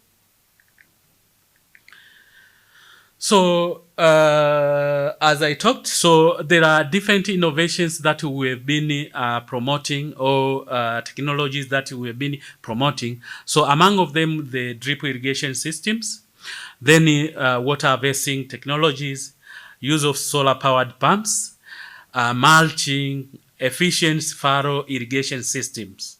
So those are some of the technologies we've been promoting, as you can see also in the picture there. So there are some progress. We are close to the end of the project, and there are some progress which we are making.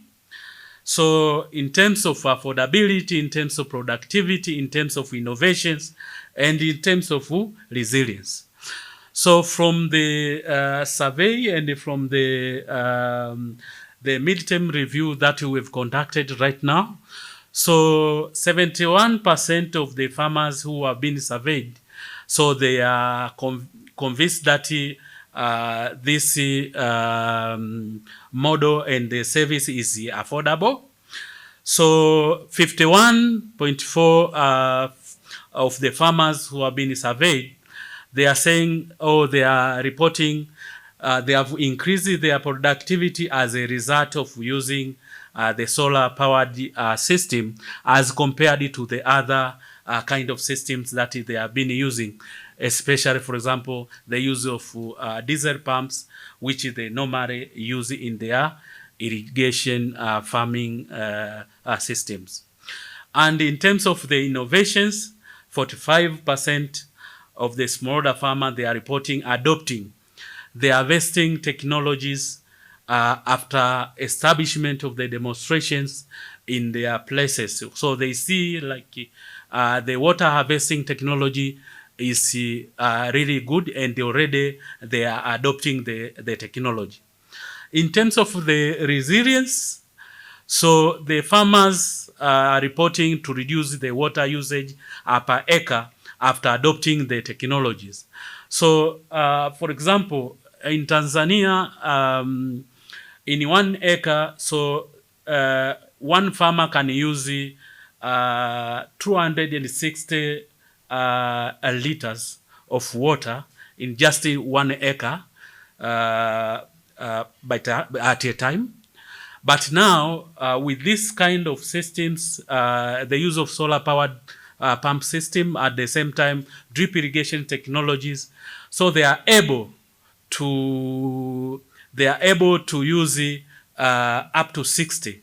So if you calculate it, it's a very good percentage in terms of the reducing the water usage. Then we are seeing the private sector, they are starting to take the innovations, and they are investing. So we have financial institutions like CRDB, we have Equity Bank. They are very interested and have joined the race and they are working with their smallholder farmers for them to provide loans for them to access the systems. Then in terms of the outcomes, I'll go very fast. So we have some outcomes in terms of the income, yield improvement, crop diversification, but also on market return. So for example, on income, so we've seen the increased income among the tomato farmers for almost 180-60%. Then yield improvement for the farmers who are engaged in production. For example, for avocado, yield increased by 30%. Then on crop diversification, so young people, young farmers, they are reporting now to start working on different kind of crops because of the technology that they have been adopting. So working on the strawberries, working on the avocado, where in most cases they have been used in a staple kind of food. Then also on market return. So the prices, for example, on the tomato, the prices rose by 52%, and then green beans rose by 33%, which is very incredible. So we are seeing there is a resilience in terms of the interventions that we've been implementing. So like the improvement in livelihoods, as I've already explained, with the high incomes, establishing better housing, but also farmers, communities being able to send their kids to schools. Then on water efficiencies, farmers are now adopting efficiency irrigation, which reduce the water use by 50 to 80%. Then the adoption of the practices, 71% of the farmers are now applying the low-cost water management, like the mulching, like the irrigation scheduling, which is very important. It reduces the cost. Then climate resilience is farmers observing stronger drought tolerance. Then pest resistance, nutrients uptake, and more uniform growth. So this is just a story of which I will not really read. I think you can just see in the presentation. So it's an old man who is called Jeremiah Ayo, who has been also engaged under this project, and is demonstrating how best he sees the benefit of using the technologies which have been promoted. So the key lessons which are very important as to share with you. So one is financing must match with the farming cycle. So the pay-as-you-go model is very impressive and is very promising, but the monthly installments, they don't align with the 4 to 6 month production cycle where the farmers they are engaged on. So it's a bit challenging. There's a need for flexible repayment options. Then the local service provision is very key to sustainability, where the companies need to provide technical support like the maintenance locally, which is increasing the farmer confidence and the uptake. Then we've seen the collaboration being very important. Like in this project, Ricoto is collaborating with the private sector, who is SimSolar. So we have seen the benefit of it, and it is very important. We have seen the importance of working with them, where the company is engaged on the technical and business aspect, and the angel side, like Ricoto, we are engaged in building capacity, strengthening the farmer organizations, which is very key. Then we have seen that demonstrating always build trust. And for this, farmers can only invest if they are able to see the tangible results of productivity, but also in terms of the cost of their investment. You see, so this is also very important. Then to conclude, maybe is yeah. So adoption always takes time. So solar powered irrigation systems actually is not a common thing among the African smallholder farmers. So the adoption is taking gradually, that means slowly. Then security seems to be a concern among the smallholder farmers, especially for the solar-powered pumps, because their farms are located a bit very far to where their houses are located. So the security is an issue for them. They need to invest in putting somebody who is going to take care of the system. So more innovation is needed maybe to come up with a solution which can be maybe more portable, which can be easily for the farmers to accommodate. Then upfront cost also remain an issue.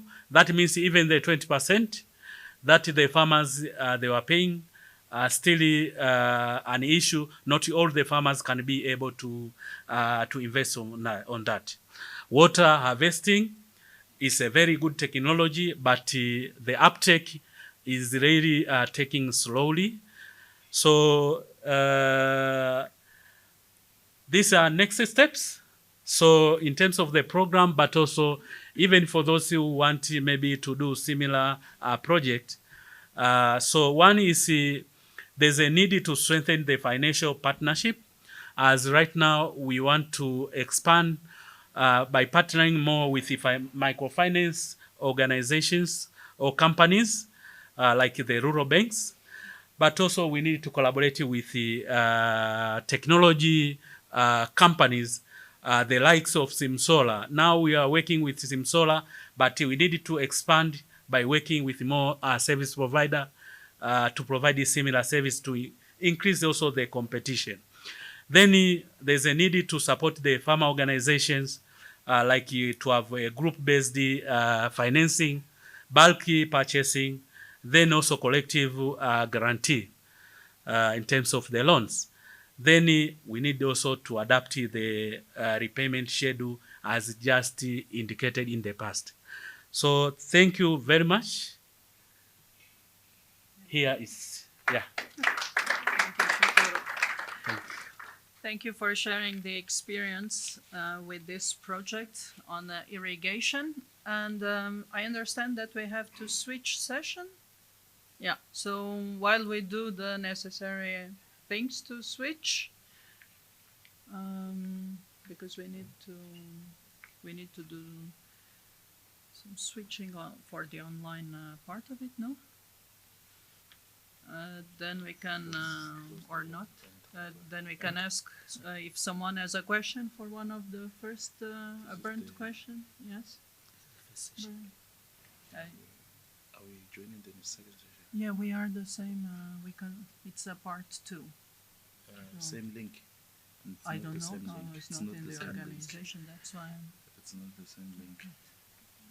So I have a couple of questions, but 3 of them are addressed to Jacob, and then I don't see where is Kratos. Okay, but anyways, so the first question, Jacob, is that you mentioned the issue of projects in different countries, and one of the projects in South Africa.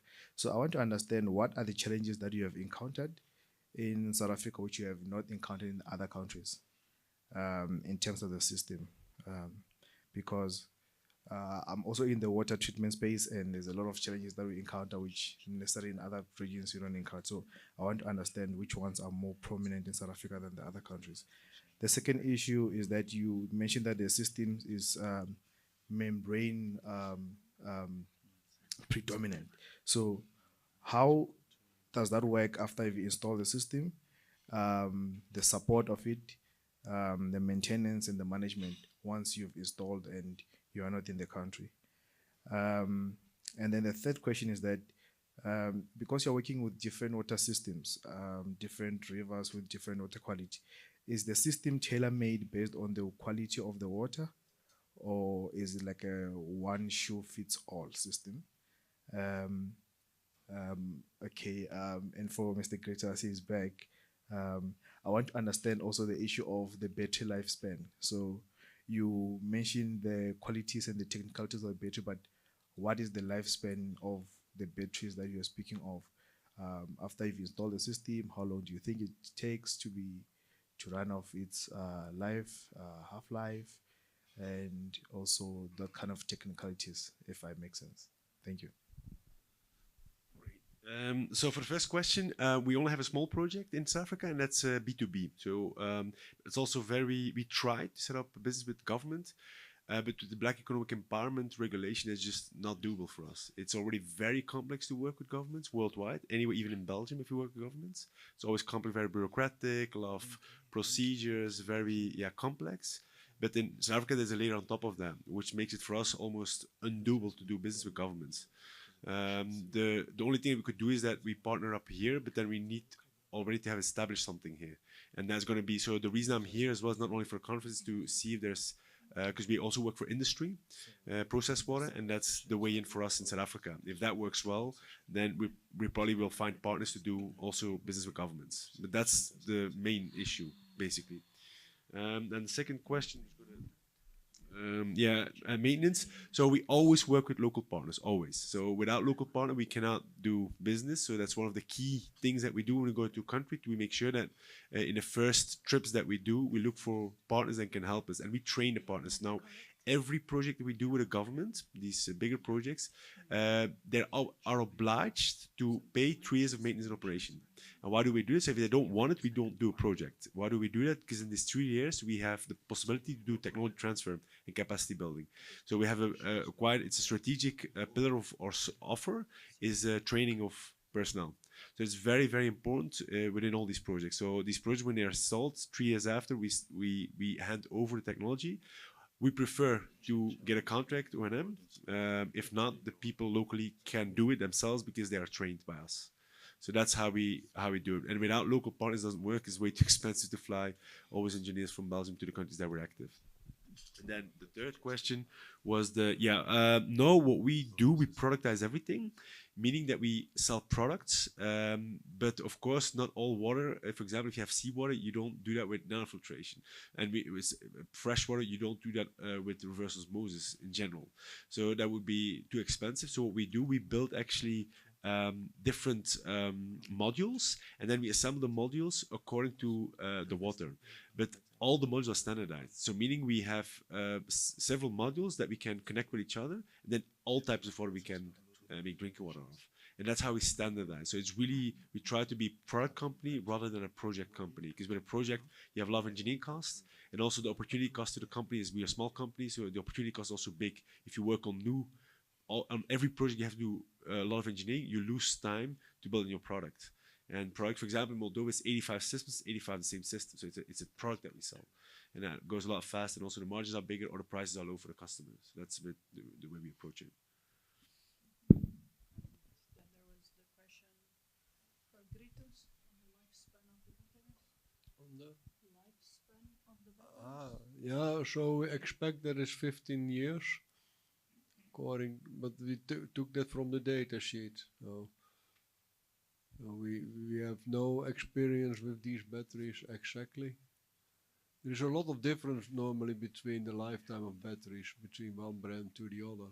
So for the containerized batteries that you see now often in Europe to support the electricity system, there are companies who give more 20 years warranty already. And they think then that the batteries live longer than that. So it comes close to the PV panels in that way.